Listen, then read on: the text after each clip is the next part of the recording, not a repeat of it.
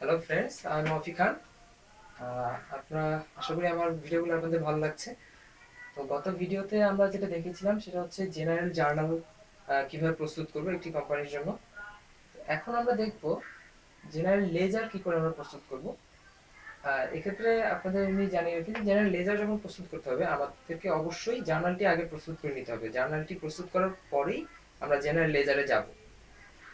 তো সেক্ষেত্রে আমরা হচ্ছে গত ভিডিওতে যে জেনারেল জার্নালটি দেখেছিলাম এটি অ্যাডভার্টাইজিং এজেন্সির জন্য, সেই জেনারেল জার্নালটি থেকেই আমি লেজারটি প্রস্তুত করে আপনাদের দেখাচ্ছি। আচ্ছা, তো সেই ক্ষেত্রে আমরা আপনাদের যদি মনে থেকে থাকে জেনারেল জার্নালে আমরা যেটি করেছিলাম সেটি হচ্ছে প্রত্যেকটি ট্রানজেকশনের জন্য আলাদা আলাদা ভাবে আমরা ডেবিট এবং ক্রেডিট অ্যাকাউন্ট টাইটেল এবং এক্সপ্লেনেশন দিয়েছিলাম। সেখান থেকে আপনারা আরেকটা জিনিস যদি মনে রেখে থাকেন যে আমরা প্রত্যেকটা টাইটেল স্পেসিফিক ভাবে দিয়েছিলাম, অর্থাৎ এক্সপেন্স আমরা এক্সপেন্স না দিয়ে রেন্ট এক্সপেন্স দিয়েছি, সাপ্লাইস না দিয়ে আমরা দিয়েছিলাম অ্যাডভার্টাইজিং সাপ্লাইস, অর্থাৎ আমরা প্রত্যেকটি স্পেসিফিক নাম দিয়েছিলাম। তো এখন আমরা যেটা করব জেনারেল লেজারে প্রত্যেকটি অ্যাকাউন্ট প্রত্যেকটি স্পেসিফিক অ্যাকাউন্ট হচ্ছে একটি করে টেবিল হবে। তো এখানে দেখতে পাচ্ছেন যে আমি ক্যাশের টেবিলটি করেছি। এটি হচ্ছে আমার অ্যাকাউন্টের নাম হচ্ছে ক্যাশ। অ্যাকাউন্টের নামটি আমি উপরে লিখবো, তারপর তার পাশে হচ্ছে যদি রেফারেন্স নাম্বার থাকে সেক্ষেত্রে আমি সেটা লিখবো। এখানে ক্যাশের রেফারেন্স নাম্বার আমাদের প্রশ্নে দেওয়া ছিল 101, আমরা এখানে লিখলাম নম্বর 101। এখন দেখুন এখানে আমাদের হবে কলাম হবে কি কি, ডেট হবে, এক্সপ্লেনেশন হবে, রেফারেন্স হবে, ডেবিট হবে, ক্রেডিট হবে এবং লাস্টে গিয়ে আরেকটি নতুন কলাম চলে আসছে সেটা হচ্ছে ব্যালেন্স। ডেটের ক্ষেত্রে আপনারা যেভাবে জানেন যে প্রত্যেকটা আমরা যেহেতু জার্নাল থেকে করতেছি, জার্নাল থেকে আপনি দেখবেন ক্যাশ যে যে অ্যাকাউন্টে আছে সেই অ্যাকাউন্টের ডেটগুলো আপনি পরপর বসিয়ে ফেলবেন, যে অক্টোবরে 1, 2, 3, 4, 5, 20, 26, 31 এই ডেটগুলোতে হচ্ছে আমার ক্যাশ অ্যাকাউন্টটি হয়তো ডেবিট হয়েছে নাহলে ক্রেডিট হয়েছে। তো আমি তারগুলো বসিয়ে ফেললাম। এক্সপ্লেনেশন পার্টে আসলে আপনাদের তেমন কিছু লিখতে হবে না, এটা খালি রাখলেও চলবে। আর আপনারা যদি চান আপনারা এক্সপ্লেনেশন লিখতে পারেন, বাট এটা আসলে টাইম কনজিউমিং অনেক। তো আমার মনে হয় না কোনো ফ্যাকাল্টি এটি আসলে প্রিফার করবে এক্সপ্লেনেশন লেখাটা। তো আমার মনে হয় না লিখলেই ভালো হবে আমাদের। আমরা এটা স্কিপ করে যাচ্ছি। আপনারা যদি প্রয়োজন মনে করেন তো লিখবেন।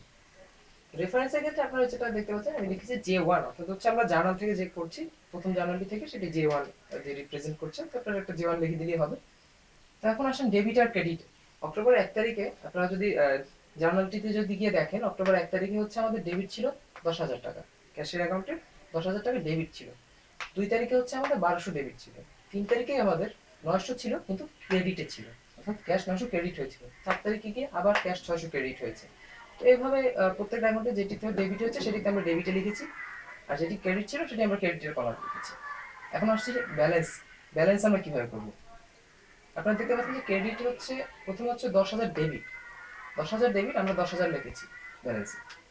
এবার দেখেন আমাদের ডেবিট হচ্ছে পরের ট্রানজাকশনের জন্য 1200, তো 1200 ডেবিট আমরা কি করেছি, যেহেতু ক্যাশ বাড়লে ডেবিট অর্থাৎ আমরা প্লাস করে দিয়েছি, 10,000 সাথে 1200 যোগ করে আমরা 11,200 লিখেছি। পরবর্তী ট্রানজাকশনে দেখা যায় আসছে ক্রেডিট, ক্রেডিট কত 900। তো 900 হচ্ছে আমাদের, যেহেতু ক্যাশ কমলে ক্রেডিট হয়, তো 900 হচ্ছে আমরা মাইনাস করবো। ব্যালেন্স থেকে আমরা 11,200 থেকে 900 মাইনাস করেছি, 900 মাইনাস করে আমরা পেয়েছি 10,300, সেটা আমরা ব্যালেন্স লিখে দিয়েছি। এভাবে আবার 10,300 থেকে 600 মাইনাস করে 9,700, এভাবে মাইনাস করে আমরা পেলাম, আবার মাইনাস করে পেলাম, তারপরে লাস্টে আবার ডেবিট ছিল, তো ডেবিটটা আবার যোগ হয়েছে 5,200 সাথে, যোগ হয়ে 15,200। এটা হচ্ছে আমাদের টোটাল, এটা হচ্ছে আমাদের গ্র্যান্ড টোটাল, আমাদের ব্যালেন্স। তো এটি ছিল আসলে একটি মাত্র অ্যাকাউন্টের এক্সপ্লেনেশন। আমরা যদি আপনাদেরকে আরো এখানে আমাদের স্থান সংবরণ না হয় আর ভিডিও অনেক বড় হয়ে যাবে, বিধায় আমি সবগুলো দেখাচ্ছি না। এখানে প্রত্যেকটা অ্যাকাউন্টের জন্য আপনাকে আলাদা আলাদা ভাবে করতে হবে। ধরেন আপনি যদি প্রিপেইড ইন্স্যুরেন্সের জন্য করেন, তো সেই ক্ষেত্রে এখানে আপনি লিখবেন যে প্রিপেইড ইন্স্যুরেন্স, এভাবে লিখবেন যে prepaid prepaid insurance, prepaid insurance লিখলেন, লিখে ওটার যেটা আছে ওই রেফারেন্স নাম্বার ওটা আপনি দিলেন, সম্ভবত 130 ছিল, 130 দিলেন। তারপরে আপনি ডেট দিলেন, ডেট দিয়ে প্রিপেইড ইন্স্যুরেন্স আপনি দেখবেন যে একটি সম্ভব আমাদের যে উদাহরণটি করেছি তাতে একটি আছে, সেটি সম্ভবত আমার যতটুকু মনে পড়ছে অক্টোবর 4 তারিখে ছিল। তো অক্টোবর 4 আপনি দিলেন, দিয়ে আপনি এভাবে এটা খালি রেখে এখানে J1 দিলেন।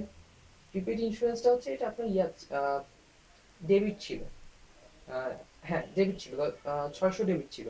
তো আপনি এখানে ডেবিটে 600 লিখবেন এবং ব্যালেন্সে 600 লিখে দিবেন, শেষ। আর কোনো প্রিপেইড ইন্স্যুরেন্সে ছিল না, তো একটি মাত্র কলাম হবে, একটি সরি একটি মাত্র রো হবে। এভাবে ধরেন আপনি যদি আবার আনআর্ন রেভিনিউর ক্ষেত্রে করতে চান, তো লিখলেন আপনি আনআর্ন রেভিনিউ।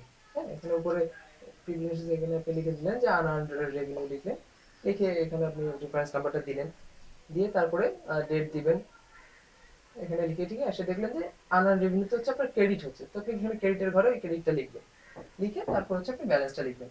এখন এই ক্ষেত্রে অনেকে প্রশ্ন করতে পারেন যে ডেবিটটা তো আমরা প্লাস করছি আর ক্রেডিটটা মাইনাস করছি, কিন্তু সেক্ষেত্রে আমরা মাইনাস কেন দিচ্ছি না?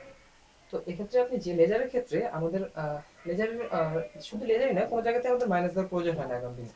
মাইনাস বোঝানোর জন্য আমরা ব্র্যাকেট দিয়ে থাকি, কিন্তু লেজারে আপনাকে কোথাও কোনো ব্র্যাকেট দিতে হবে না। অর্থাৎ আনআর্ন রেভিনিউতে আপনি যখন দেখবেন যে ক্রেডিট আছে, শুধুমাত্র একটি অ্যাকাউন্ট আছে, সেটি ক্রেডিট, তো আপনি এখানে সেই অ্যামাউন্টটি লিখবেন, সেটিতে আপনাকে আর কোনো তেমন কিছু করতে হবে না, মাইনাস দিতে হবে না। ব্যালেন্সে গিয়েও কিন্তু আপনাকে মাইনাস দিতে হচ্ছে না, ব্যালেন্সে গিয়েও আপনি ওই অ্যামাউন্টটি লিখে দিবেন।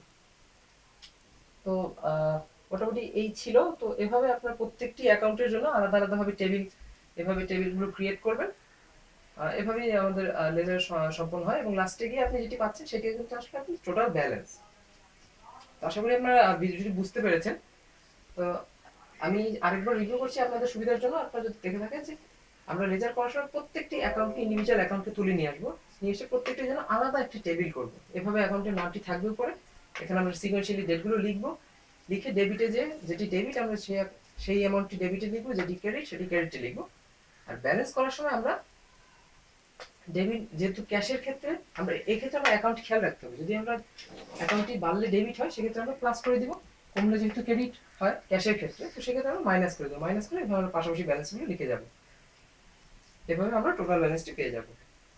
তো ধন্যবাদ ভিউয়ার্স ভিডিও দেখার জন্য। যদি ভালো লাগে আপনারা অবশ্যই লাইক করবেন, শেয়ার করবেন, আর আমার চ্যানেলটি আপনারা জানেন এটি সাবস্ক্রাইব করবেন। এই ছিল আমাদের জেনারেল লেজার সংক্রান্ত কথাবার্তা। তো পরবর্তী ভিডিওতে আমরা চেষ্টা করবো আপনাদের ট্রায়াল ব্যালেন্স সম্পর্কে একটা ধারণা দেওয়ার জন্য। ধন্যবাদ।